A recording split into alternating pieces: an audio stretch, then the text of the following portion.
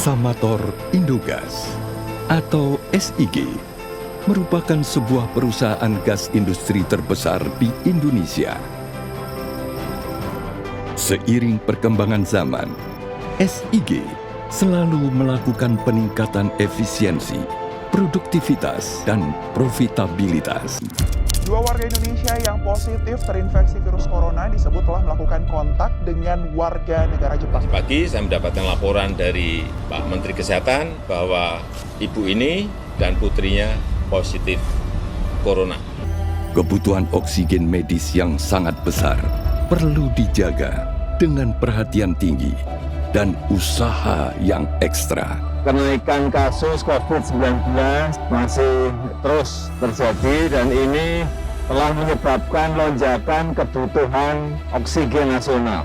Dan saya sangat mengapresiasi PT Samator yang telah bekerja maksimal sehingga sangat membantu suplai oksigen nasional. Halo teman-teman, di sini aku mewakili dari kelompok 2 ingin mempresentasikan mengenai sistem informasi manajemen yang ada di PT Samator Indogas Tbk. Jadi teman-teman, PT Samator Indogas Tbk adalah perusahaan yang bergerak di bidang gas industri dan gas medis yang didirikan pada tahun 1975. Nah, PT Samator ini memproduksi, mendistribusikan, dan menyediakan berbagai jenis gas seperti oksigen, nitrogen, karbon dioksida, dan berbagai jenis gas khusus lainnya yang digunakan di berbagai sektor seperti kesehatan, industri energi, dan pangan. Jadi intinya teman-teman, PT Samator ini adalah perusahaan yang fokus pada kebutuhan di bidang gas untuk mendukung kebutuhan operasional di berbagai bidang di Indonesia. Teman, untuk mendukung operasional yang kompleks, PT Samator mengandalkan sistem ERP. Nah, sistem ERP ini adalah software atau perangkat lunak yang digunakan oleh perusahaan untuk mengintegrasikan berbagai proses bisnis yang ada di dalam perusahaan ke dalam satu sistem terpusat. Nah, kegunaannya adalah untuk memproses, menyimpan, dan mengumpulkan serta menganalisa berbagai macam kegiatan proses bisnis di suatu perusahaan. Nah, tujuannya ini untuk berbagi data dan berkomunikasi dengan berbagai tim yang dengan lebih cepat dan juga lebih efisien. Selain sistem ERP, sebenarnya PT Samator itu menggunakan beberapa sistem seperti sistem alarm, sistem pelaporan, dan juga sistem pemesanan melalui web. Nah, di sistem pemesanan melalui web ini, pelanggan bisa melihat katalog produk dan juga stok yang tersedia di PT Samator. Nah, setelah pesanan masuk, tim penjualan nanti akan menginput data pesanan ke dalam sistem ERP untuk dilakukan pengelolaan selanjutnya, pembuatan faktur dan juga proses pengiriman pesanan dari pelanggan tersebut. Lalu untuk cara penggunaan sistem ERP ini, itu yang pertama ada akses sistem. Nah, di sini berdasarkan tujuan dan juga perannya masing-masing. Jadi teman-teman, sebelum sistem ERP ini diimplementasikan atau sebelum dirancang, pihak IT itu sudah mengumpulkan data dari berbagai divisi untuk mengetahui apa saja kebutuhan mereka di setiap divisinya tersebut. Seperti penjualan itu nanti butuh fitur yang seperti apa, misal untuk membuat yang lebih efisien itu membutuhkan fitur yang seperti apa. Nah, setelah itu nanti pihak IT itu akan merancang sistem ERP ini sesuai dengan kebutuhan dari setiap divisi tersebut. Nanti setelah tim IT memberikan username dan passwordnya masing-masing, itu misalnya kayak tim penjualan itu hanya memiliki akses khusus untuk memantau pesanan pelanggan, atau misalnya seperti tim dari gudang hanya akan bisa memantau inventaris secara real time. Nah, sistem ini juga dilindungi oleh keamanan yang tinggi ya teman-teman, untuk melindungi data-data yang ada di perusahaan. Yang kedua ada navigasi dalam sistem. Di sini tertulis navigasi pada sales order. Navigasi dalam sistem ERP itu sangat penting sehingga PT Samator memanfaatkan fitur ini untuk menangani berbagai kasus seperti sales order atau pesanan penjualan. Nah, fitur ini dirancang untuk mempermudah karyawan menemukan data atau modul yang diperlukan dengan lebih cepat. Yang ketiga itu ada input data. Setelah navigasi, data operasional seperti transaksi penjualan, penerimaan barang, dan informasi pelanggan itu dimasukkan ke dalam sistem. Nah, proses ini dimulai dari memilih modul yang sesuai, lalu memilih formulir input, dan memasukkan data yang diperlukan, seperti nama pelanggan, alamat pelanggan, barang yang dipesan oleh pelanggan.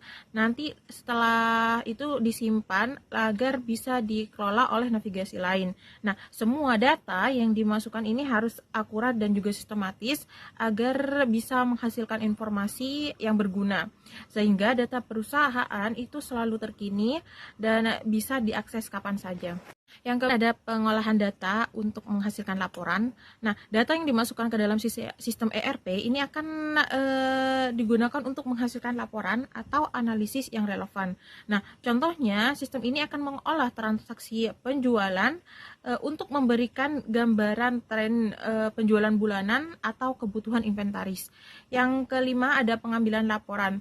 Nah, salah satu keunggulan sistem ERP ini adalah kemampuannya untuk menghasilkan laporan secara cepat dan akurat, sehingga manajer dan para pemangku lainnya bisa menggunakan laporan ini untuk mengambil keputusan strategis, seperti menentukan volume produksi atau mengevaluasi kinerja tim penjualan ataupun tim-tim lain yang dirasa kurang maksimal.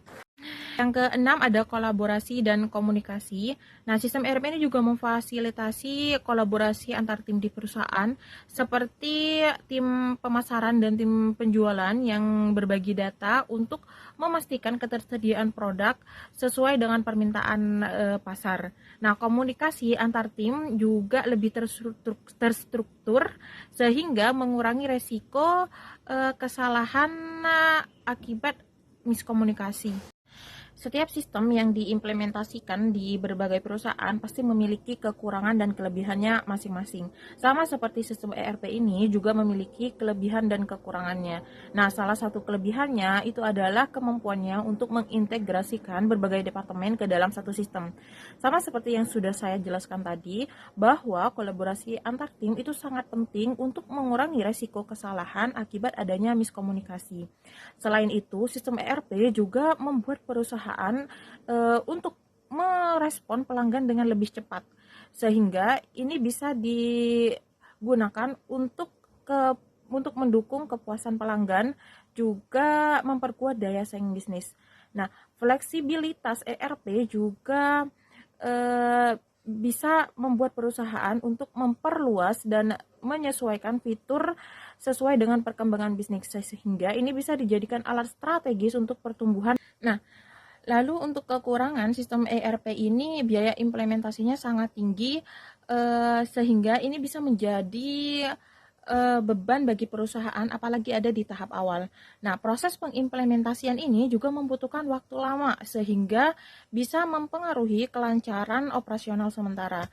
Nah, apalagi perusahaan itu bisa menjadi bergantung terhadap teknologi di mana ini akan ada resiko downtime atau gangguan sistem. Ini akan sangat mempengaruhi produktivitas secara signifikan. Nah, jadi teman-teman, dengan pengelolaan yang tepat, sistem ERP ini bisa membantu PT Samator untuk beradaptasi dan berkembang di tengah persaingan industri yang semakin ketat.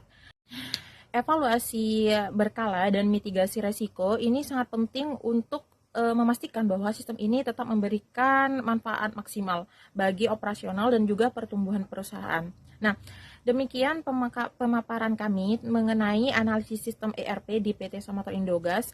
Nah, sistem ini memiliki banyak sekali manfaat bagi perusahaan meskipun memiliki beberapa kekurangan yang perlu dikelola lagi dengan lebih baik lagi. Nah, kami harap dengan materi yang kami sampaikan ini bisa memberikan gambaran mengenai kekurangan, kelebihan, dan penerapan sistem ERP di PT Samator Indogas. Terima kasih atas waktunya. Misal teman-teman ada pertanyaan, teman-teman bisa tulis di kolom komentar. Kami akan memberikan jawaban semaksimal kami. Terima kasih.